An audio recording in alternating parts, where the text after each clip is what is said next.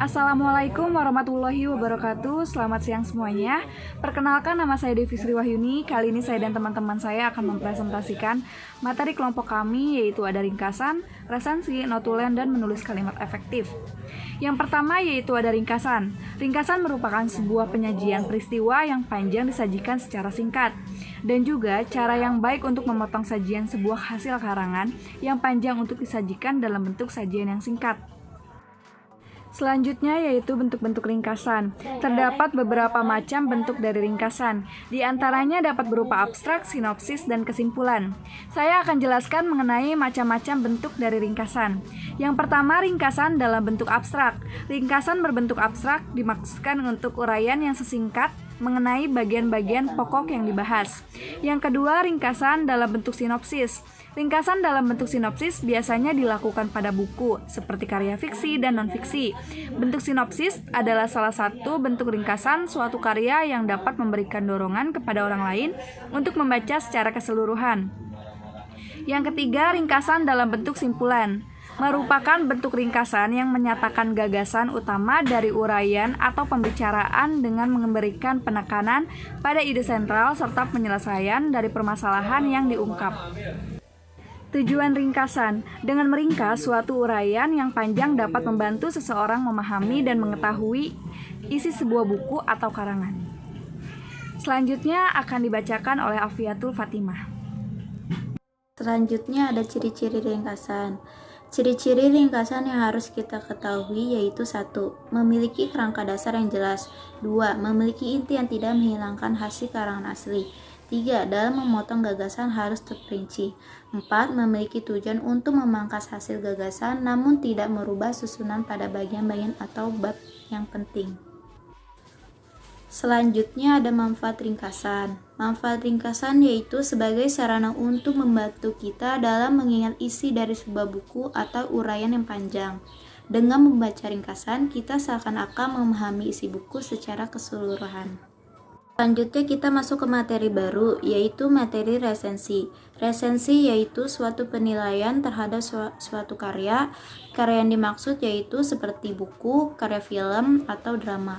Menulis resensi terdiri dari kelebihan, kekurangan, dan informasi yang diperoleh dari buku dan akan disampaikan pada masyarakat. Selanjutnya kita masuk ke tujuan resensi. Ada beberapa tujuan resensi yang harus kita ketahui. 1. Membantu pembaca mengetahui gambaran dan penilaian umum dari sebuah hasil karya secara ringkas. 2. Mengetahui kelebihan dan kelemahan karya yang diresensi tersebut. 3. Mengenal latar belakang dan alasan sebuah karya tersebut dibuat. 4. Memberi masukan pada pembuat karya berupa kritik dan juga saran. 5. Menguji kualitas karya dan membandingkan dengan karya yang lainnya. 6. Mengajak pembaca untuk mendiskusikan resensi tersebut. 7. Memberikan pemahaman dan informasi secara komparatif pada pembaca tentang resensi tersebut. Jenis resensi berdasarkan isi resensinya atau isi sajiannya. Resensi buku ini dibagi menjadi 3 jenis, diantaranya yaitu 1. Resensi informatif. Resensi informatif yaitu resensi yang disampaikan dengan singkat dan juga umum dari keseluruhan isi buku. Kedua, resensi deskriptif. Merupakan resensi yang membahas secara detail pada setiap bagian atau babnya. Ketiga, resensi kritis. Merupakan sebuah resensi yang mengulas detail buku memakai metodologi ilmu pengetahuan tertentu. Selanjutnya, unsur-unsur resensi.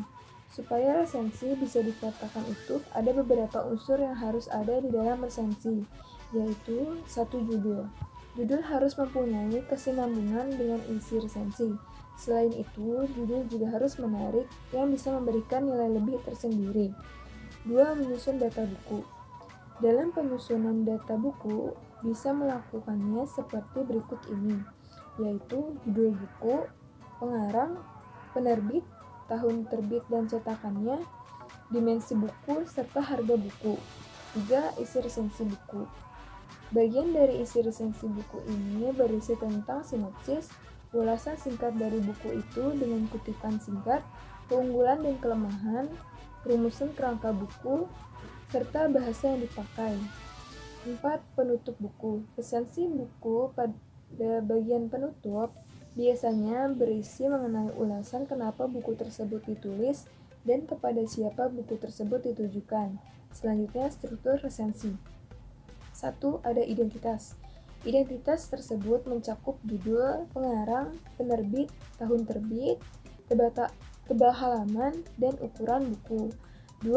Orientasi, yaitu penjelasan tentang kelebihan buku seperti penilaian yang baik dari si pembaca dan penghargaan yang pernah didapatkan oleh buku yang diresensi tersebut. 3. Sinopsis. Bagian ini biasanya berupa ringkasan yang menggambarkan pemahaman si penulis terhadap isi novel. 4. Analisis. Pada bagian analisis, biasanya berupa paparan tentang keberadaan unsur-unsur cerita, contohnya seperti tema, penokohan, dan alur. 5. Evaluasi. Di bagian evaluasi ini, biasanya berupa paparan mengenai kelebihan dan kekurangan pada suatu karya tersebut. Notulen. Notulen merupakan naskah dinas yang membuat catatan jalannya acara atau kegiatan mulai dari pembukaan, pembahasan masalah, sampai dengan pengambilan keputusan serta penutup. Isi notulen. Isi notulen itu sendiri merupakan suatu bagian dari susunan notulen yang isinya berupa hal-hal yang dianggap penting dalam kegiatan tersebut. Isi notulen sekurang-kurangnya meliputi 1. Tujuan kegiatan, 2. Pikiran-pikiran yang akan dibahas dalam kegiatan, 3. Saran dan keputusan dalam kegiatan, 4. Waktu pelaksanaan, dan 5. Pihak-pihak yang hadir dalam kegiatan. Fungsi notulen. Fungsi notulen yaitu 1. Sebagai bukti tertulis bahwa rapat telah dilaksanakan, 2. Sebagai tolak ukur sukses atau tidaknya pelaksanaan rapat, dan yang ketiga sebagai acuan pelaksanaan kegiatan yang akan dilaksanakan. Kalimat efektif. Kalimat efektif adalah kalimat yang mengungkapkan ide dan gagasan penulis yang disampaikan kepada pendengar atau pembaca agar pembaca dan pendengar dapat menerima ide dan gagasan penulis atau pembicara dengan jelas. Kalimat berisi tentang ide dan gagasan penulis atau pembicara. Konsep kalimat efektif disampaikan melalui tulisan atau bahasa tulisan serta dengan gaya bahasa lisan. Struktur kalimat efektif. Yang pertama ada struktur kalimat efektif umum. Unsur-unsur yang terdapat pada kalimat umum ini masih dibagi dua, yaitu unsur wajib serta unsur tidak wajib. Unsur wajib ialah subjek serta predikat, sementara unsur tidak wajib ialah unsur yang boleh disertakan dan boleh tidak disertakan, termasuk kata kerja bantu. 2. Struktur kalimat efektif paralel, yaitu struktur dalam kalimat efektif akan menggunakan bentuk bahasa sama yang digunakan dalam satu susunan serial. Yang ketiga ada struktur kalimat periodik, yaitu struktur ini akan lebih mengemukakan unsur tambahan baru lalu barulah menuju unsur intinya. Hal ini dilakukan agar dapat menarik perhatian pembaca. Ciri-ciri kalimat efektif. Yang pertama, memakai diksi yang tepat. Yang kedua, memiliki unsur pokok, subjek, dan predikat. Yang ketiga, taat aturan EYD yang berlaku. Yang keempat, menekankan pada ide pokok. Yang kelima, mengacu pada penghematan penggunaan kata. Yang keenam, menggunakan kesejahteraan bentuk bahasa. Dan yang terakhir, menggunakan variasi struktur kalimat. Syarat kalimat efektif. Berikut adalah beberapa syarat agar sebuah kalimat dapat dikategorikan sebagai kalimat efektif. Yang pertama, kesatuan. Kesatuan ialah keseimbangan pikiran atau gagasan serta struktur bahasa yang dipakai. Kesatuan gagasan kalimat akan diperlihatkan adanya kesepadanan yang kompak serta kepaduan pikiran yang baik. Ciri-ciri kesatuan kalimat ialah adanya subjek serta predikat yang jelas, tidak memiliki subjek ganda, tidak ada kata penghubung intrakalimat khusus untuk kalimat tunggal, serta predikat kalimat tidak akan didahului oleh kata yang. Yang kedua, kehematan. Pengertian dari kehematan ialah usaha untuk menghindari pemakaian kata yang dirasa tidak perlu.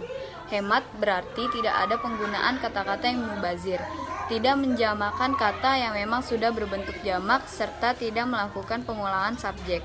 Penghematan kata akan membuat kalimat semakin padat serta berisi.